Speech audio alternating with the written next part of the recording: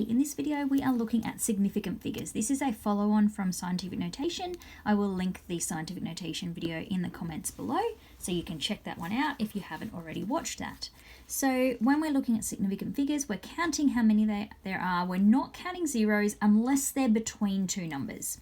So this one here has 3 significant figures, and I'm just going to write SF for significant figures. Here we're not counting these zeros, but we do have to count that one here. So we've got 1, 2, 3 significant figures again there. Here we only have 2. These zeros aren't between any of the other digits, so they're not significant. And so we get 2 significant figures there. If we want to use significant figures to then write in scientific notation, I'm going to go through 2 examples with that. So I want to use 3 significant figures. So I'm looking here at my first set of numbers, looking at the first 3.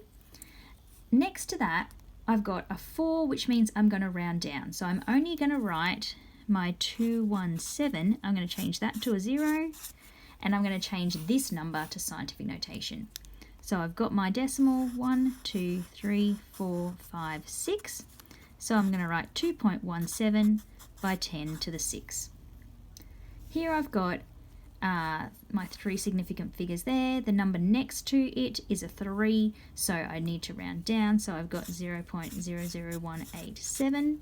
I'm going to move my decimal place 1, 2, 3 to get to 1.87. So then I write by 10 to the -3.